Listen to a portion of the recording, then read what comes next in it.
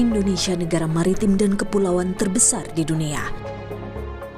Perairan Indonesia memiliki luas 6,4 juta kilometer persegi, lebih dari 70% dari keseluruhan wilayah NKRI. Didominasi kawasan perairan dengan ribuan spesies laut, idealnya menjadi kekayaan yang potensial. Namun ironi negeri ini karena tak bisa menjaga lautnya. Sampah mencemari dan mengancam sumber daya yang ada di dalamnya.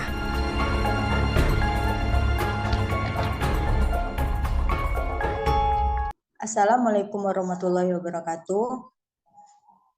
Kami dari kelompok 2 yang mana akan membahas mengenai pencemaran laut yang beranggotakan yang pertama saya sendiri Ropita Kartika, yang kedua Yuli Patricia Violeta Sipahutar. Baiklah, langsung saja saya masuki mengenai definisi pencemaran laut. Pencemaran laut sendiri diartikan sebagai adanya kotoran atau hasil buangan aktivitas makhluk hidup yang masuk ke daerah laut. Pencemaran laut adalah masuknya atau dimasukkannya makhluk hidup, zat, energi, dan atau komponen lain ke di lingkungan laut oleh kegiatan manusia sehingga kualitas turun sampai ke tingkat yang menyebabkan lingkungan laut tidak sesuai lagi dengan baku mutu dan atau fungsinya. Pencemaran laut juga didefinisikan sebagai peristiwa massa partikel kimia, limbah industri, pertanian, dan perum kebisingan atau penyebab organisme invasi asing ke dalam laut yang berpotensi memberi efek berbahaya.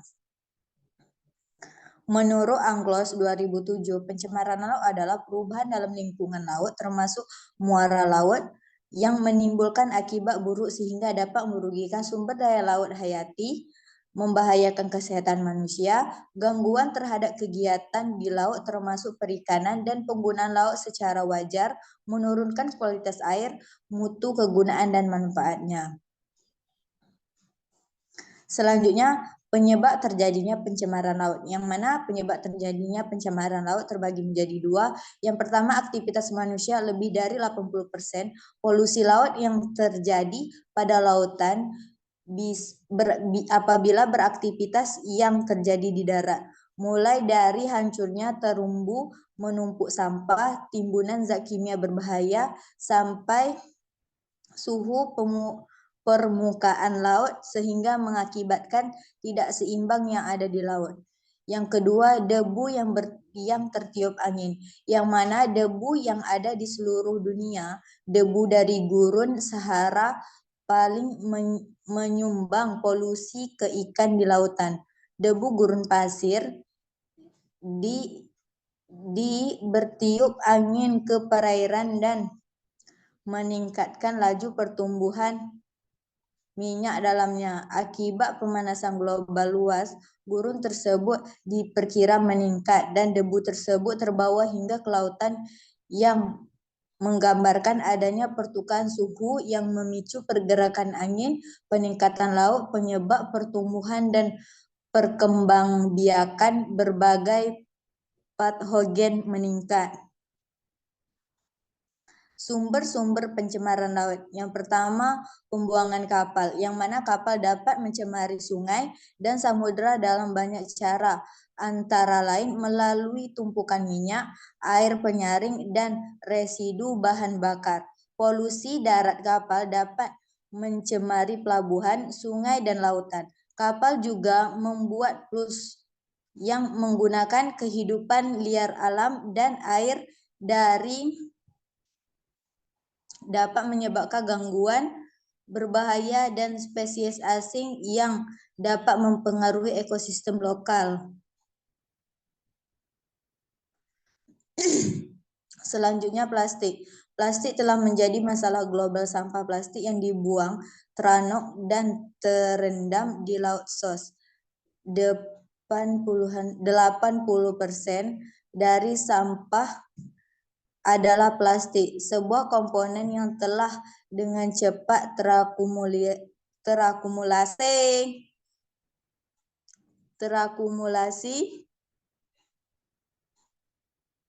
akhir Perang Dunia II. Massa plastik di laut diperkirakan yang menumpuk hingga 100 juta metrik ton, dan turun lain dari limbah plastik yang terdapat di laut bebas untuk satwa liar dan perikanan. Organisme perairan dapat terancam akibat tersebut, sesak napas maupun terjamaan jaring ikan yang terbuat dari bahan plastik kadang dibiarkan atau hilang di guik. Jaringan ini dikenal sebagai hantu jala, sangat membahayakan lumba-lumba, penyu, hiu, dugong, burung laut, kepiting, dan makhluk lainnya. Membatasi gerakan, penyebab luka dan infeksi, dan menghalangi hewan yang perlu untuk kembali ke permukaan untuk bernapas. Selanjutnya racun. Masalah racun yang tidak hancur dengan cepat di lingkungan laut. Racun yang sifatnya cenderung masuk terus-menerus seperti pestisida, pura, dioksigen, dan ponal. Yang kedua, logam berat, suatu unsur kimia metalik yang memiliki kepadatan yang relatif tinggi dan bersifat racun atau beracun pada konsentrasi rendah. Contohnya logam-logam berat yang sering mencemari adalah air raksa, timah, nikel, dan kadium. Ketika pestisida masuk ke dalam ekosistem laut, mereka segera diserap dalam jaringan makanan di laut. Dalam jaringan makanan, pestisida ini dapat menyebabkan mutasi serta penyakit yang dapat berbahaya bagi hewan laut, seluruh penyusunan rantai makanan termasuk manusia. Eutrofikasi, yang mana peristiwa eutrofikasi adalah kejadian peningkatan atau kaya nutrisi, biasanya senyawa yang mengandung nitrogen dan fosfor dalam ekosistem. Hal ini dapat mengakibatkan peningkatan produktivitas primer, ditandai meningkat pertumbuhan tanaman yang berlebihan dan cenderung cepat membusuk. Efek lebih lanjut termasuk penurunan kadar oksigen, menurun kualitas air, serta tentunya menggunakan stabilitas populasi organisme lain.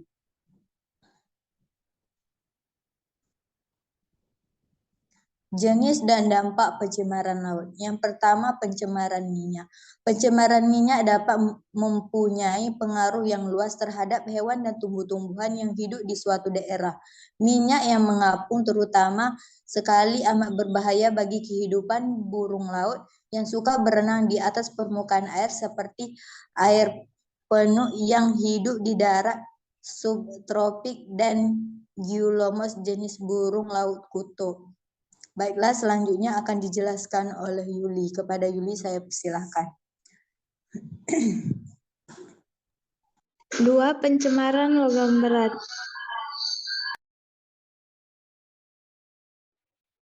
Jenis logam berat seperti kadium, timah, dan air raksa merupakan bahan pencemar yang berbahaya yang berasal dari pembuangan sampah-sampah laut secara berlebihan. Hal ini dapat terjadi melalui 3 cara. Pertama, akibat dari pembuangan sisa industri yang tidak terkontrol, di mana bahan pencemar ini mengalir ke estuari dan terus masuk ke laut. 2. Berasal dari lumpur minyak yang terkadang juga mengandung logam berat dengan konsentrasi tinggi yang terbuang ke laut. 3. Berasal dari pembakaran minyak atau hidrokarbon dan batu bara di daratan.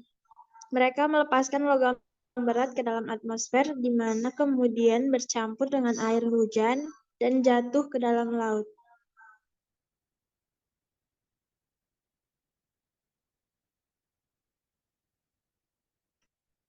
3. Sampah. Sampah-sampah yang mengandung kotoran minyak kadang dibuang begitu saja ke dalam laut melalui sistem daerah aliran sungai. Umumnya, kebanyakan dari mereka kaya akan bahan organik, sehingga akan memperkaya kandungan zat makanan pada suatu daerah yang tercemar yang membuat kondisi lingkungan menjadi lebih baik dari tumbuhan mikroorganisme. Aktivitas pernapasan dari organisme ini sering membuat makanan menipis kandungan oksigen, khususnya pada daerah yang terletak di perairan semi tertutup seperti daerah estuari.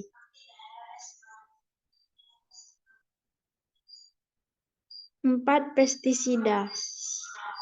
Pestisida sengaja ditebarkan ke dalam suatu lingkungan dengan tujuan untuk mengontrol hama tanaman atau organisme lain yang tidak diingini. Idealnya, pestisida ini harus mempunyai spesifikasi yang tinggi, yaitu dapat membunuh organisme yang tidak diinginkan tanpa merusak hewan yang dikehendaki. Kenyataannya hampir dapat dilihat bahwa tujuan semacam ini tidak mungkin dapat dicapai karena pestisida yang dipakai pasti akan membunuh spesies lain.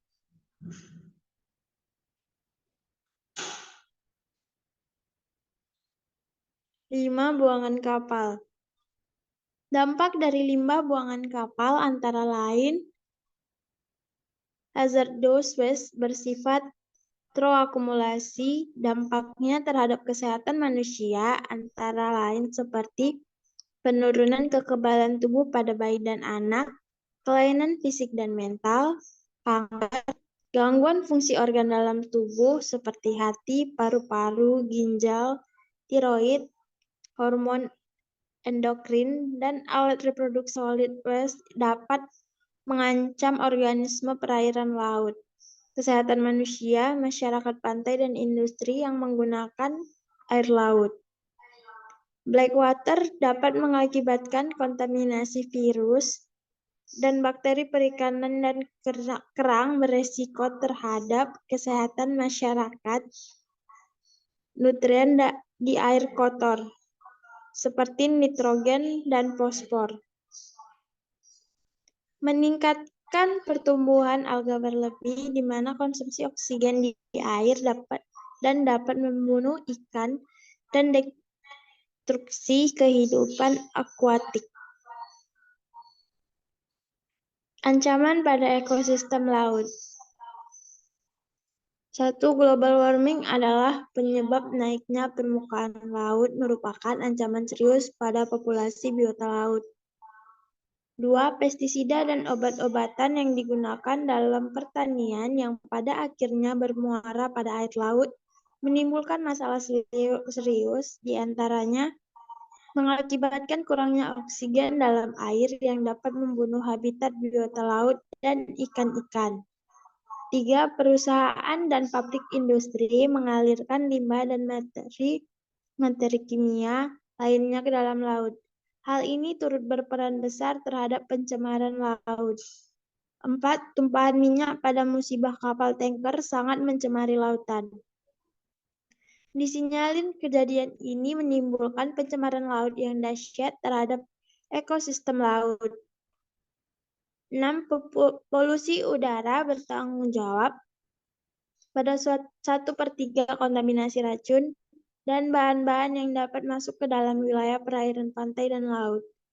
7. Biota laut yang telah tercemar seperti ganggang yang telah beracun, kolera, tanaman laut, dan telah memasuki wilayah laut dan dapat menimbulkan ketidakseimbangan ekologi laut.